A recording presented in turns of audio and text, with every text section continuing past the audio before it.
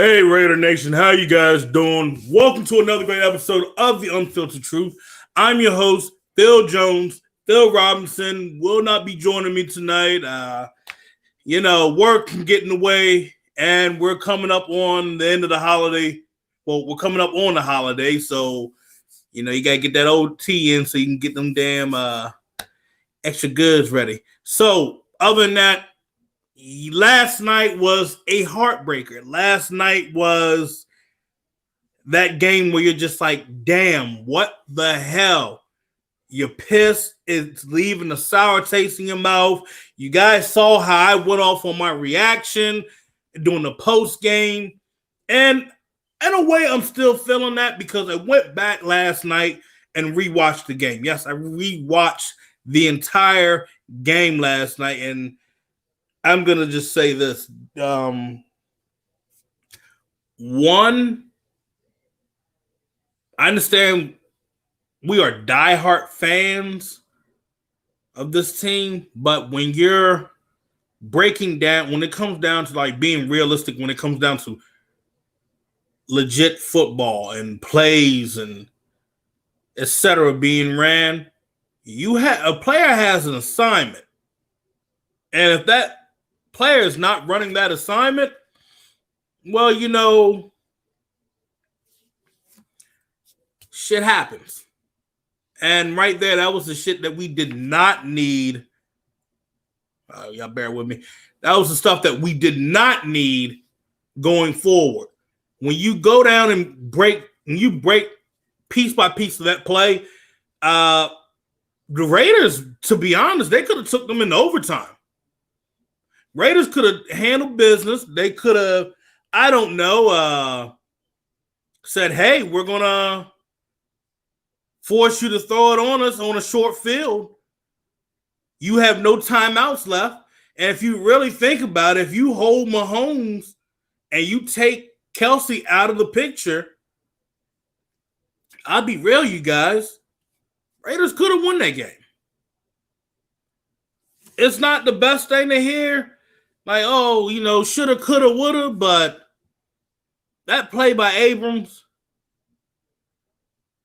that was so unnecessary. We did not need him to go out and run and try to make a play when he's like by far, literally not even close to him. So here's my thing. Let's ball it up. Yeah, he blew cover 4 defense. I don't know why I'm hearing folks trying to put blame on Nick Kwiatkowski because I'm going to be real here. Kwiatkowski did his assignment. And if you guys need to see what really went on, let me know. I'll put it up in the comments. Or, I can show, I think I can show it right here.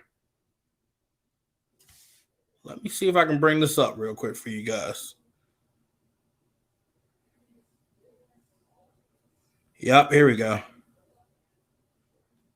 I'm going to see if I can bring this up for you guys to see. And if I can do that, you guys will be set. Oh, wrong thing. I'm going to show you guys what exactly went on that play. Here we go. So I'm going to share my screen with you guys. And you guys are going to get a better understanding of what went down on that play. Now, I've shared it with you guys on Twitter. And I know some folks are like, I saw it, whatever. But I think you guys really need to understand, okay? So, go to this Chrome tab. Go right here. Yeah, I get to see that. Okay, so right here, it's bad with my drawings. It sucks when you're doing it on those little small tablets. So right here on this play, One, the D line, when they crashed inside, was by far the most asinine thing I ever seen in my life. Where you should have been maintaining, both ends should have maintained the outside, because you know Mahomes is going to try to get outside the pocket. It's like they got engulfed. But when you go back and look at the play originally, the Raiders are basically running a cover 4, but have the D lineman doing stunts. And they stunted inside, and Kansas City's O-line just said, hey, we're just going to take advantage of this right now. Let's go on and pack them up in the middle like a bunch of sardines, and they're not going to be able to get through it. So, if you look at this play, on the left of the screen, facing the defense, left side, Nicholas Morrow has the running back covered in the flats. If you look on the right-hand side, this area of the field, Nevin Lawson has it covered. Kwiatkowski has the middle of the field covered. He's covering the seams. Originally, this was a three wide receiver set. So the seam is already covered, but in this play here, once you have Kwiatkowski covering this half of the field, your safety is supposed to come over and handle whatever is coming through. That is that safety's assignment. Now, you also have over here on the left-hand side, Damon Arnett taking this man downfield. He's in a press. It's a cover forward zone, but he's deciding to stay in the press coverage. And he's by far doing the best job he is, because he has Tyreek Hill on that side. So he wants to jam him up, slow him down off his route. Over here on the right-hand side, you have Mullen drop back in the zone, cover 4. So there's cushion right there. There's help right there. You also have right there on the back end, Jeff Heath. So if they were to throw over on that side, it's either going to be incomplete or we're going to see an interception right there. But right here, you see Abram all alone. Abram has 2 options, and that is all he needs to worry about. All he needs to do is backpedal, either favor towards where Tyreek Hill's going. He has eyes on the quarterback, and he has eyes on the ball. So it's either you're going over towards where Tyreek Hill is, or you're going to go all the way towards where Travis Kelce is. All you need to do there is stay home. That back of the end zone is home. You need to protect it. There was no excuse for giving up that to give up that zone, that vicinity. You should have never given that up. And any kind of zone you're running, you're not supposed to give that up at all. I wanted to clarify this with you guys, because some folks say, well, he's a rookie. No, he's not a rookie. Your contract says year 2. You've done this before. You said during the offseason, because you sat out for that long period of time, you got a better grasp of what you need to do on defense and how to carry yourself on that back end. You still have not shown any of us that.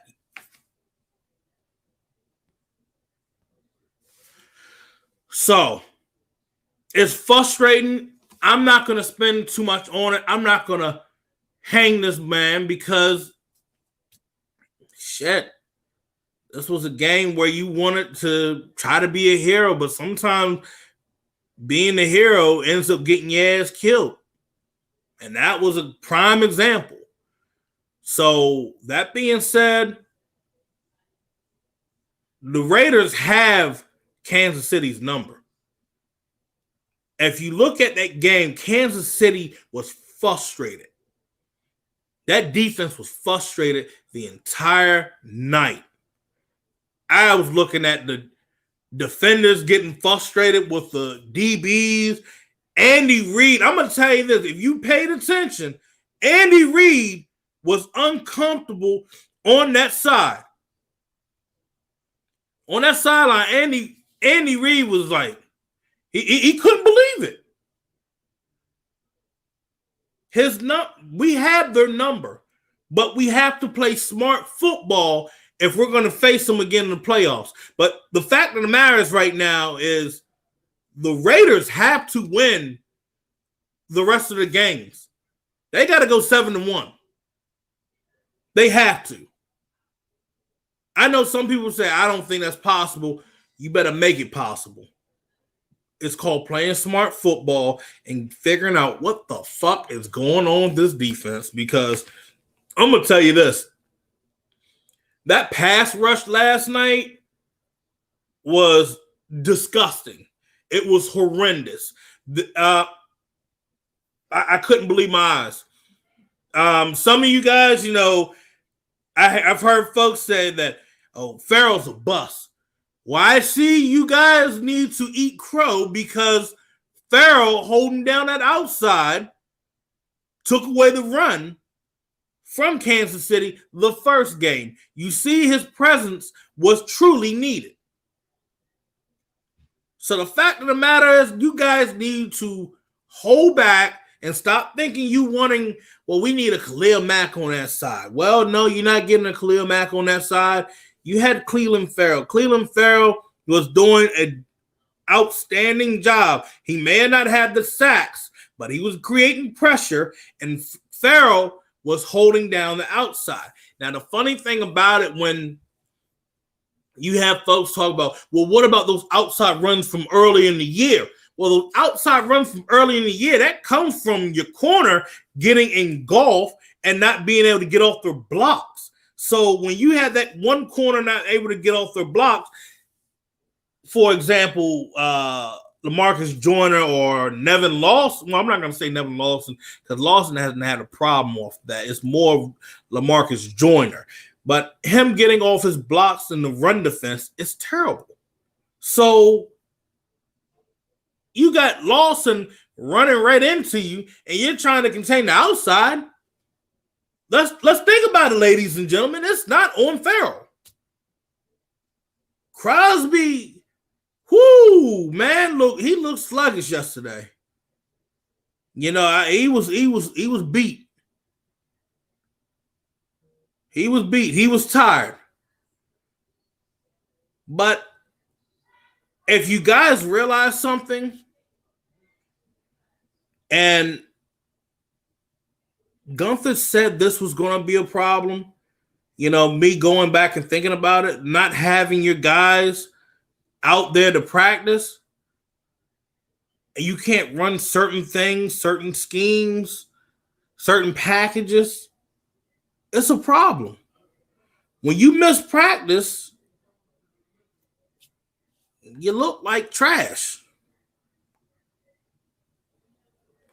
I mean, let's go back to what Derek Carr said when the whole O-line was out against Tampa Bay.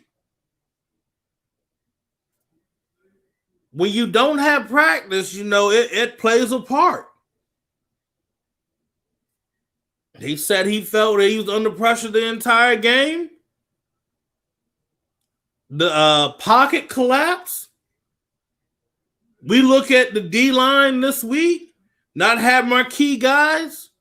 You see, that's a problem. And as much as I get real skeptical about, Joyner at times, Joyner was truly needed in this game. Not having him out there in coverage, it was a problem. Because you put Abrams more in a situation where he's not the best out there in coverage, and you put a lot on his table. And because you put a lot on his table, he couldn't be the Abrams that we wanted him to be out there. So if you had like Joyner out there along with Heath and Harris, Abrams is going to be able to go and be free and run up on somebody, or who knows, maybe he could have been the guy up on Kelsey and run it up in his face and just bully the shit out of him. Who knows? Yeah, but when people say practice, we talking about practice? Yeah, you know what? When you don't have practice and you're going up against you're going against the Super Bowl champs of last year, that's a problem.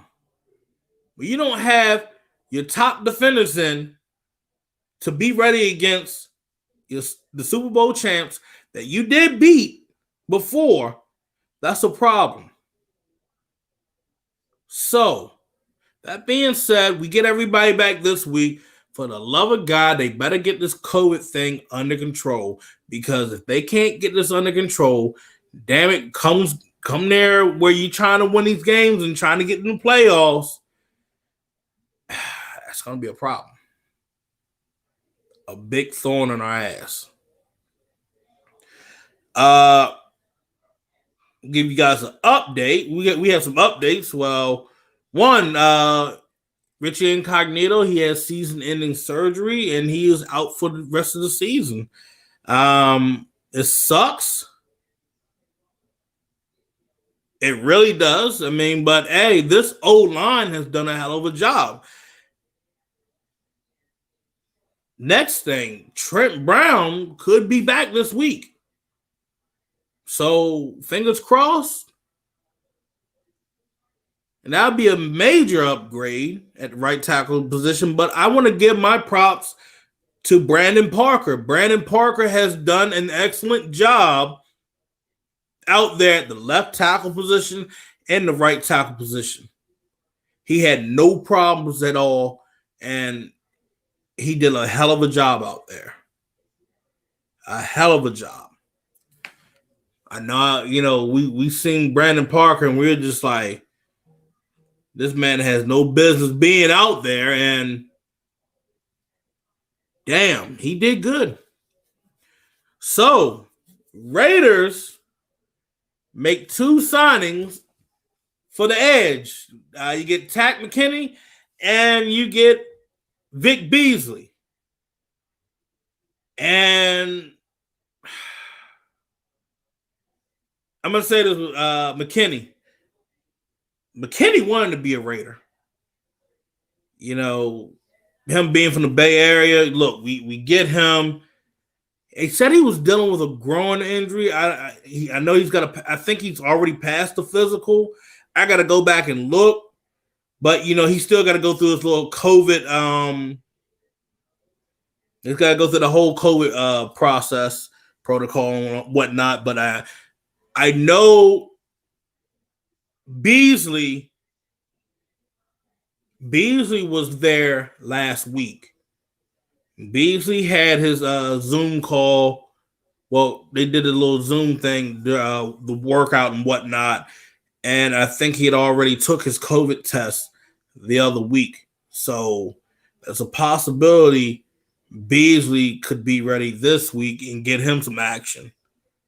So there's that. I mean, he hasn't really been out. He's still in shape. It's not like a David Irvin thing. So we could see him right away. The thing with Vic Beasley, I don't think he should have ever been in a 3-4 defense in Tennessee. Now, what Paul Gunther should let Beasley do, let him stand up. Let him be on a two-point stance and rush off the edge. He was good at that in Atlanta. He got 8 sacks. He was pretty good.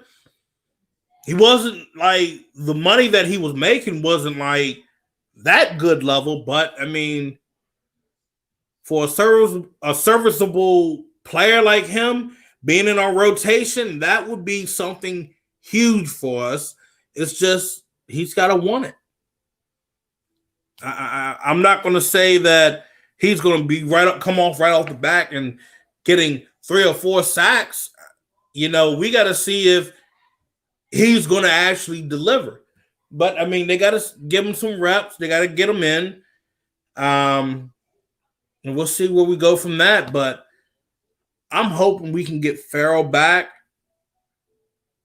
And I'm hoping with the new additions that we have at DN that we can get something going right away, because this defense has looked like hot shit. You see flashes from Malik Collins, and this is where it frustrates me at. Malik Collins was supposed to be the leader on that D line, and he has yet to show that. And it sucks that you don't have Maurice Hurst out there. It really does. I'm hoping he comes back. If Maurice Hurst comes back, I mean, that's going to be a difference maker too. But not having him these past couple of weeks, it's shown. It's shown. You're not having him for that Denver game. You're not having him for what you call it? Do we have, what was it?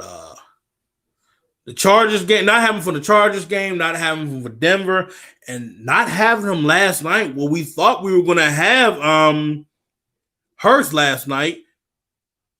I thought that was going to be a difference maker. So I'm hoping maybe Hurst will be ready this Sunday. That will be an ease that we can just be like, good.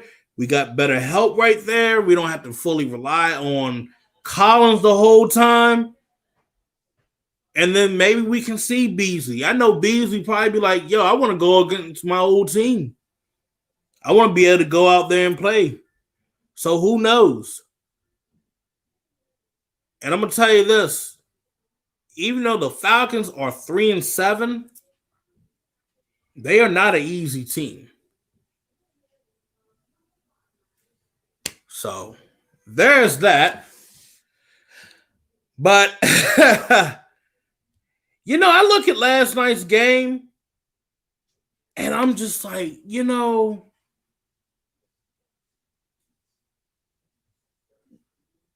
we had a hell of the offense, hell of a job.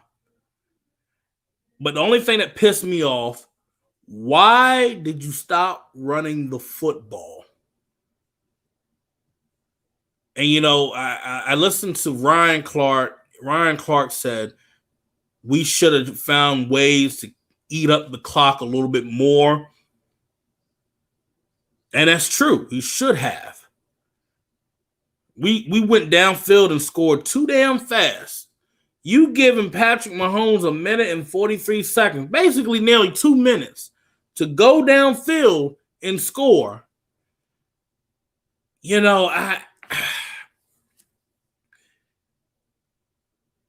That makes you start thinking. It gets you like discombobulated. Like, why? Jacobs is your running back. Why wasn't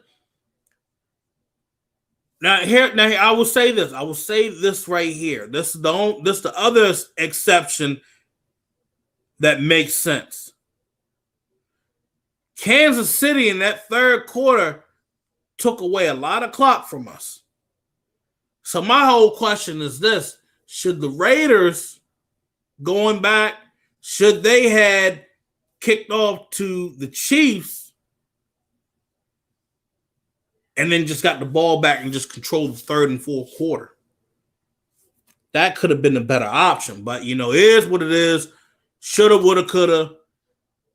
But damn, we can't keep abandoning the run, especially with Jacobs and then with Booker getting going. Like, those two are good.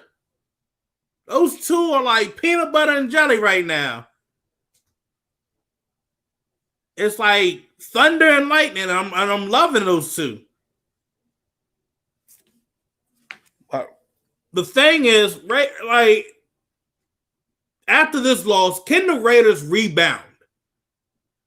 That's the one thing. Everybody's like, giving the Raiders this whole little moral victories and all that. I don't like moral victories. I hate that shit. I really do. You either win or you lose. That should have been our game. We should have swept the Chiefs. That would have sent their ass into a damn depression. But can we rebound from that loss? Yes, the Raiders can rebound. Offense? Yes. Defense? See, that's the thing. Defense still got to go up against Matt Ryan, Julio, Calvin Ridley, Hurst, I say the running back, Gurley. You got to go up against that offense right there. That's not an easy offense to go against. Raiders doing all these stupid ass stunts that are not working. And I'm just like, with Paul Gunther, I'm just like, why would you go back to the thing that was getting you embarrassed? Why would you go back to a match cover 3 defense? That's what he really went back to. Why would you go back to that match defensive set? I know you run a 4-2-5, but you ran that as your main set. Why? You don't run that. You can't run that for the rest of the season. You should have came out what you've been running, what's been working. You came out in this base 43. You got 3 linebackers, you got 4 D-line. It's been working. Come out in that. Why didn't you go with the inverted cover 2 defense? That's why Mahomes picked us apart with checkdowns left and right. If we looked at it, the Raiders, that's what I'm saying with the defense. They're the real ones that need a rebound. They're the real ones that need to rebound going forward. Because if you're going to run this defense, you need to stick with what you're going to run. Not with the shit that was not working, but the shit that's been helping you the last couple of games. So going back to your Cleveland game, going back to your Los Angeles game, going back to the Denver game, you took care of business. So why in God's name are you going back to the shit that had you giving up about, I don't know, 35, 31 points, 32 points, 40 points? Why would you go back to a defense that's been kicking your ass? Versus you have the defense that's been, I don't know, you managed to get turnover after turnover after turnover. It's like, Paulie, are you serious? Are you slow? Are you just a soft buttercup? Like, you second guess yourself? A grown man second guessing himself, that's a problem.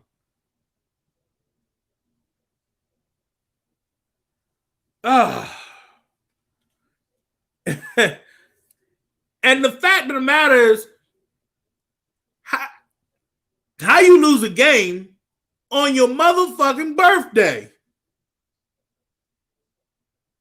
Your birthday was yesterday, and you got your ass kicked. Me of all people, if I lost on my birthday, I'd be ready to burn the whole damn place down.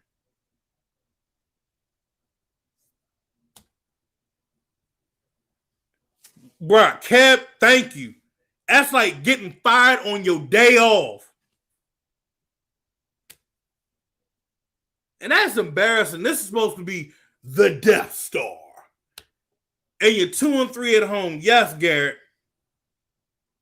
You're 2-3 at home, but you're 4-1 on the road. Kind of shit is that? Don't get me wrong. I like that we're winning on the road. Don't get me wrong. I love it, but you got to start winning at home. It's that plain and simple. It's not rocket science. It's not quantum physics. It's do your fucking job right and you'll win.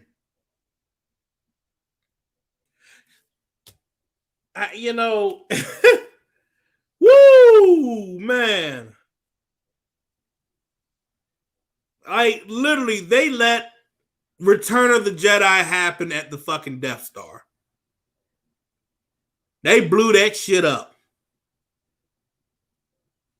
They literally just blew the Death Star up and said, ha ha, fuck you. And I can't stand Travis Kelce, bro. I can't stand him. And the fact that I saw him getting the game-winning touchdown, I know you guys saw Arnett's face. I know you guys saw it. But I'm going to get off of this. I'm going to get off that damn subject. But right now, the Raiders, they got to rebound. They can rebound. You got the Falcons. You have the Jets. You have the Colts. They have from right there. What was it? They got. I said the Colts. They got the Colts. They got Miami. No, excuse me. They got the Chargers. They got Miami, and then they got Denver. So these games coming up, the Raiders got to show up. It can't be, well, we're gonna try to get something done. No, Raiders got to take care of the Falcons. Raiders got to take care of the Jets. I swear to God, we lose to the Jets. Riot. Somebody getting fired. If y'all let old ass Joe Flacco light your ass up on defense,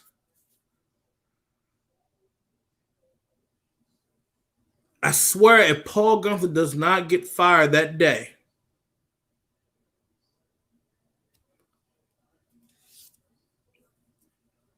whoo, I need to breathe for a moment because I was like, and I'm going to say this. Raiders can't go 10-6. I'm going to give everybody the understanding right now. In the road to the playoffs right now, Raiders cannot go 10-6.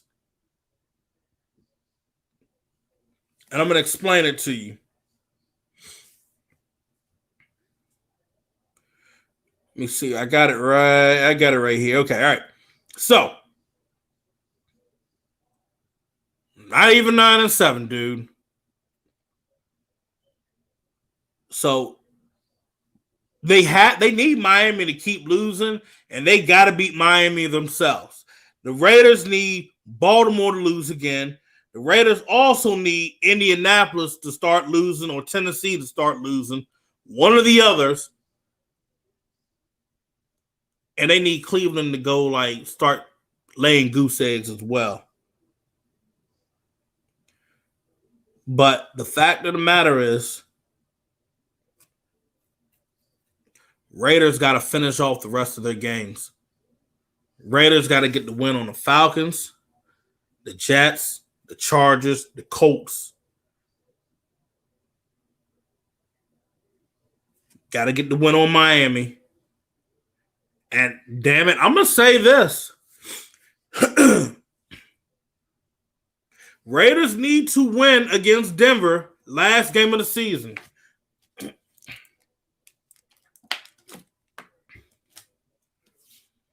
That's why I said Raiders got to go 7-1. They literally have to go 7-1 down the stretch.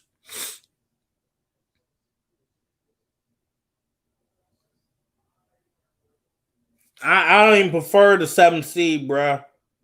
Like, real talk. You got Baltimore. You got it's just these other teams you have around you. Reason why I'm saying 7-1. Raiders got they got the win on the Broncos. You just right off the stretch right here. You had 8 games left. So Raiders are currently 1-1. Raiders got to win the next 6. Excuse me. So we cannot make the playoff going 10-6, especially when you got Cleveland on their record. You got to worry about Baltimore doing that. You got Indianapolis and Tennessee. And shit, we don't know what Miami might pull out their ass. So you can't rely on the thing. What I'm saying is you can't rely on every other team. You need to focus on what you can get done. And what I'm saying the Raiders need to get done now is win out. Win out, and that's the blessing. You know, Gary, I feel you because, you know, I'm rooting for the Steelers Thursday. But the thing of it is, I'm afraid of a trap game. It's bound to happen. And trap games are bound to happen. But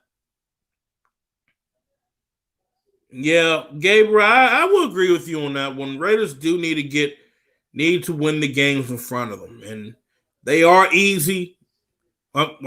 Record-wise easy, but a lot of these teams are competing.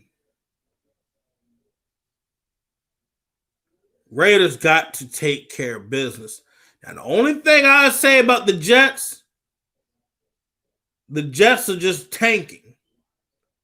And they don't want Sam Bradford, and they want football Jesus. That's the only reason why I would say that we wouldn't have to worry about the Jets, but I don't believe that shit. I feel like the Jets throw something right up their ass and be like, fuck it, we got to win. So, there's that. This has been a fun night. So, this is one thing I know a lot of you guys have been talking about. This has been that one thing you've been seeing on Twitter. And I need to let you guys know. He's not a bust. And I don't know why I'm hearing it. Let's talk about Henry Ruggs, ladies and gentlemen. Let's talk about Ruggs. Everybody's saying Ruggs is a bust. Ruggs is not doing that.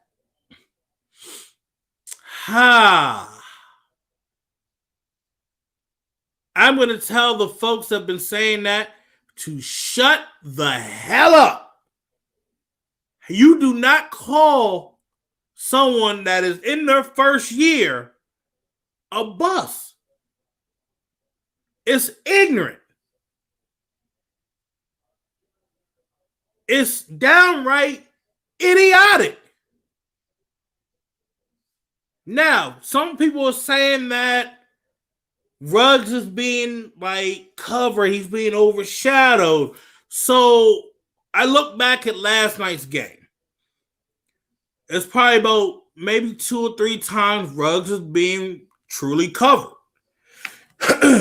And he is drawing away guys. He's drawing away players that are freeing up the middle of the field, or is it freeing up sometimes the flats, but there are some home run hitters that have been left out there, and I'm like,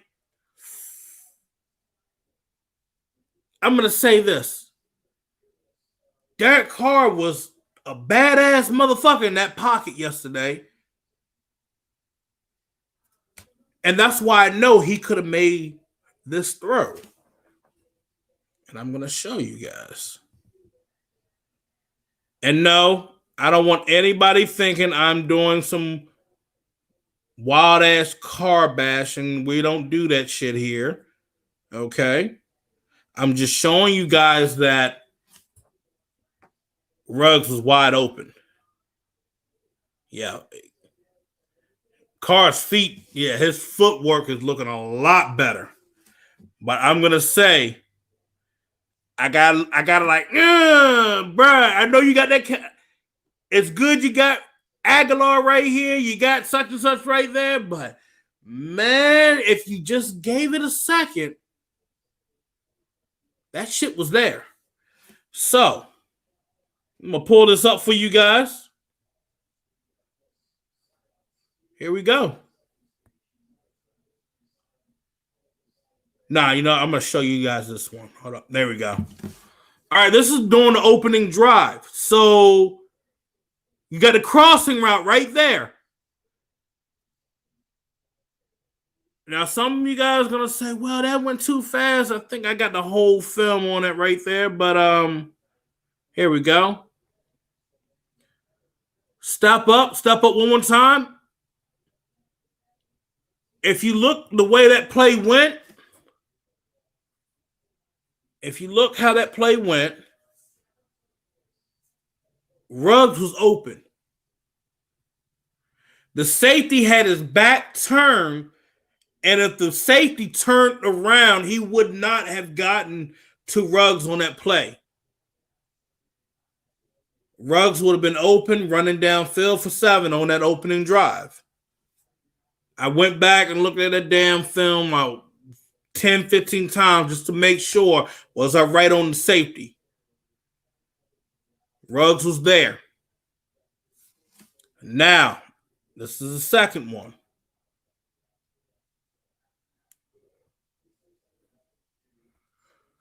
This is in the second half.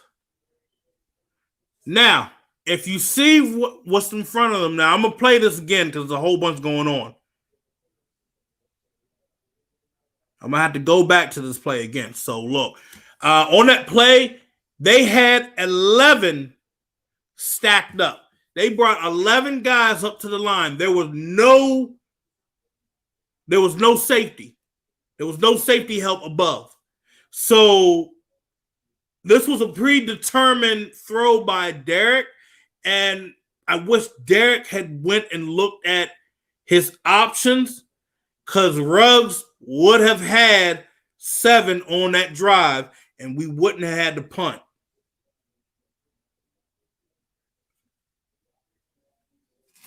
Michael, you say you want to see the first one again? So hold on, I'll bring up the first one more time, okay? All right, so this is a crossing route. They're in the tight formation.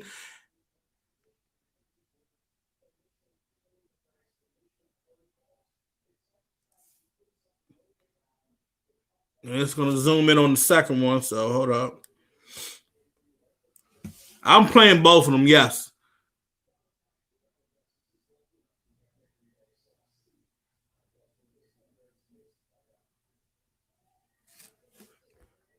And going back to the second one.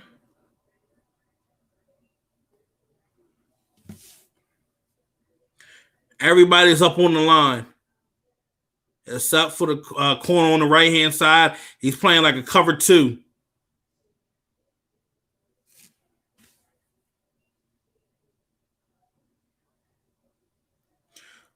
So Ruggs was open twice in that game for big plays.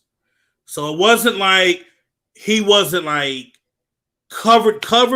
Ruggs was going to beat those guys whether anybody had thought about it.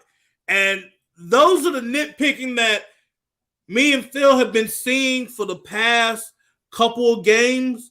Like, we just kind of like waved it off because, like, I mean, okay, they won. You left maybe about 2 or 3 scores out there on the board, but in this game right here, damn, it was tough. I was like, damn, you should have hit him. Because literally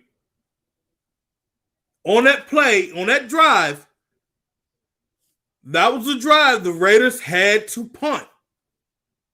After that play to Waller, that drive had stalled.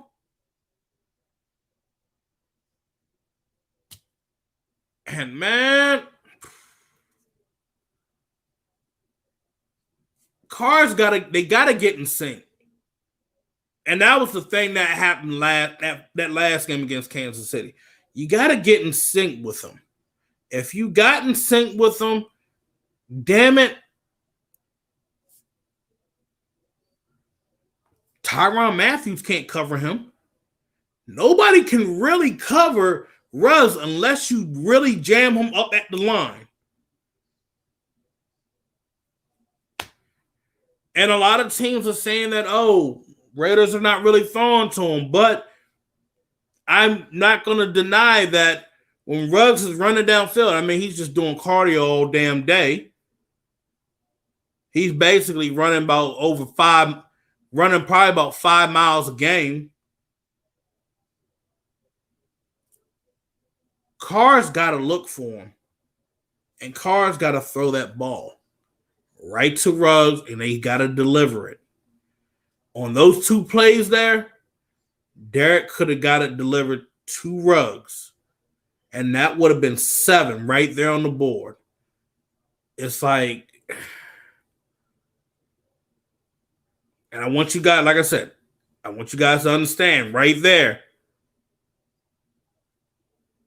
I'm not hating, because I do see him as being a top 5 quarterback in the league. But when you see the things that people are not looking at, that's where I'm like, I hold that question mark. Is he top 10 in the NFL right now? Yes. But after looking at Henry Ruggs was right there. If he let the play develop right there, and this is what I've been saying over a couple of years, you let those plays develop, that's 7 right there, opening drive. Like, I mean, clean cut opening drive. Third quarter, that's 7 right there.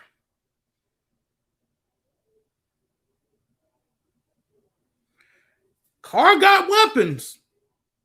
Carr got Ruggs. He got Edwards. He got Jones. He got Renfro. He got Waller. He has Alligator, Mr. Nelson Aguilar. Even old man Witten, old shorehand Witten. So he's got help. But when you're missing the help that you've asked for, come on, man. That's I got on Abrams. I'm going to get on him with that.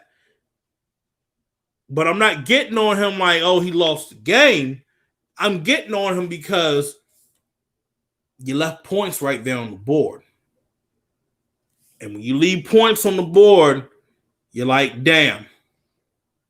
Yeah, I give him Carrier, because Carrier surprised me yesterday. I got to give it to Carrier. I was like, where the hell he come from? I'm like, the other thing about it, what's going on with him and Foster Moreau? Like, you fell off with him and Moreau.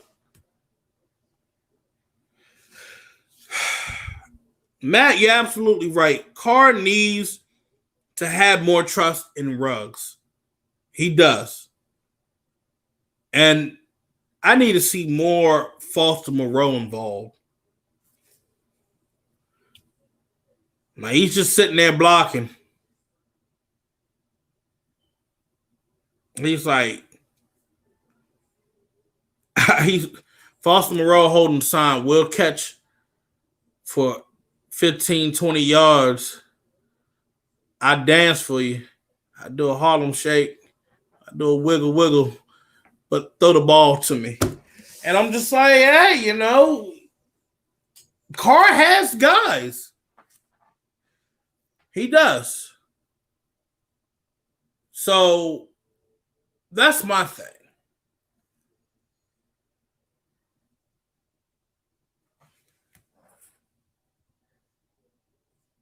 Christopher, where have you been? We know the D is not all good. Christopher, we know the defense is not good. We know the defense ain't doing shit. We could have beat Kansas City, damn it, yes.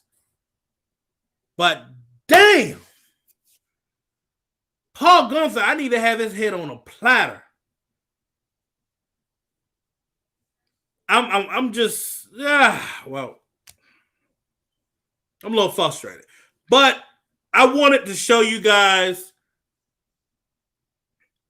that film right there that Henry Ruggs is wide open, ladies and gentlemen. So to shut all that, oh, he ain't doing nothing, he's a bust, he was a wasted draft pick, we should have got Judy, we should have got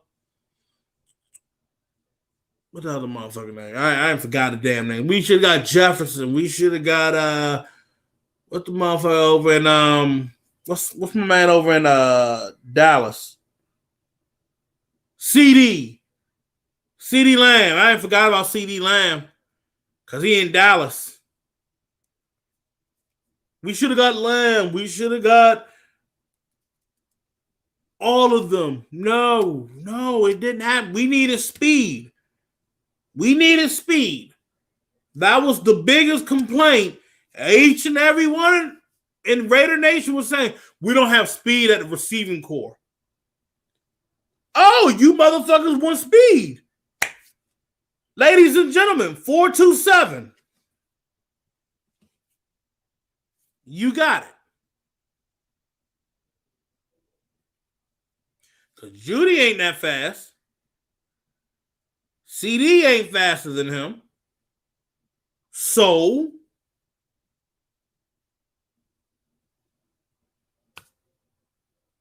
yeah, and damn, we do have Williams.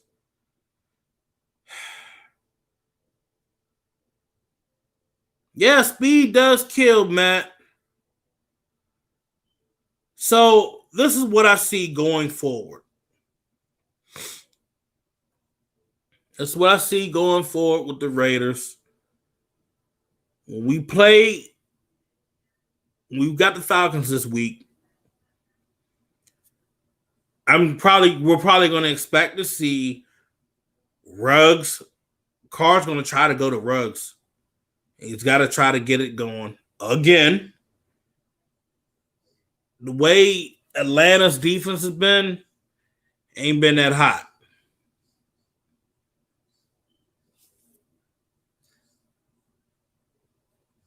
Whatever's going on with the running game, it needs to get back on track. Jacobs and Booker. Like peanut butter and jelly. Get that shit going.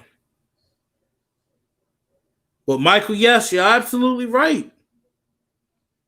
Some slants, some bubble screens. Not just the same old fucking jet sweep to the left for Ruggs. That's what gets me irritated.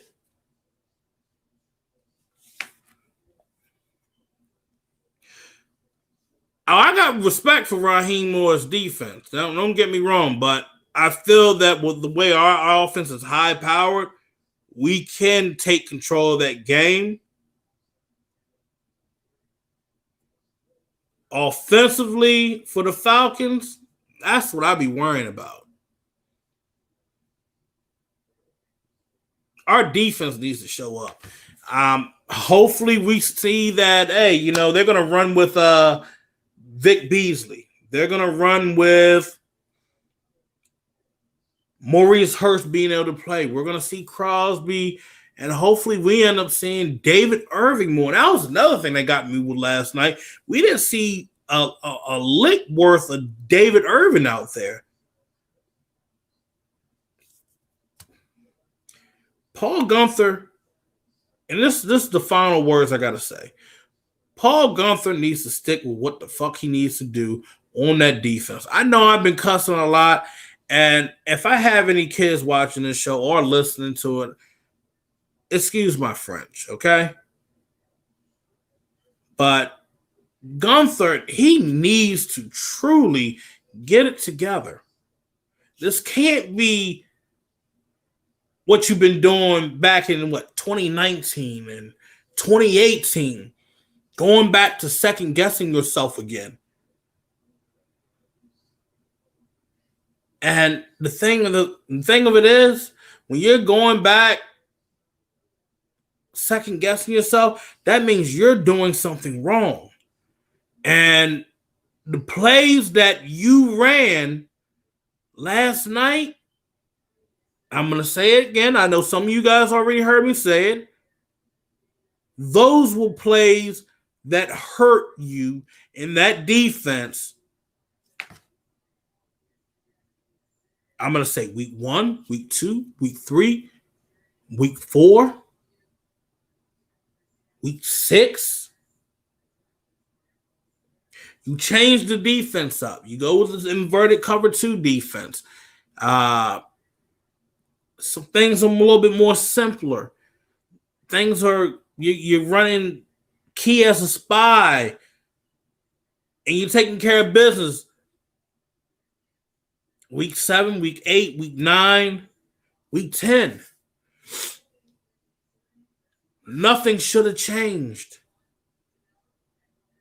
What was working good for you, you should have continued doing that. You need to go back to doing that if you're ever going to have a job in the silver and black in 2021.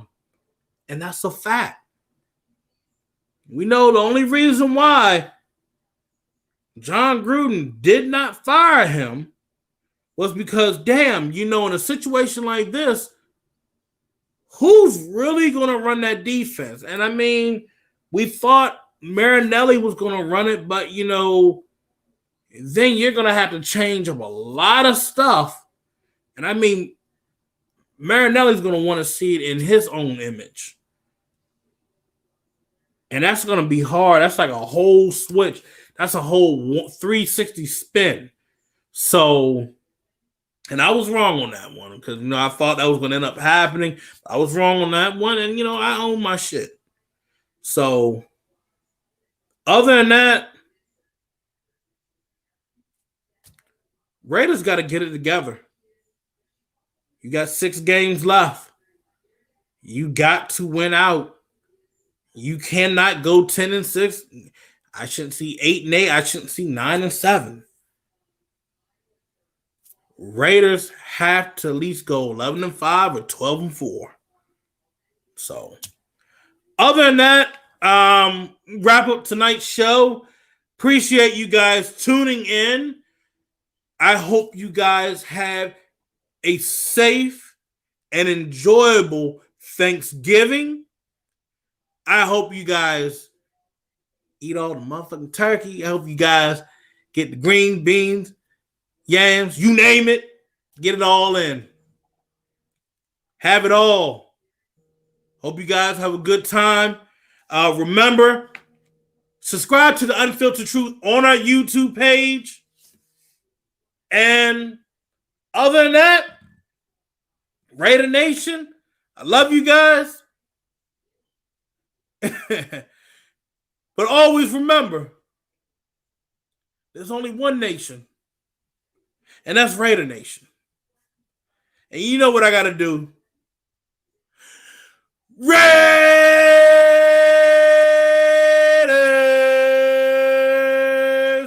take care. I love you guys. God bless. Happy Thanksgiving.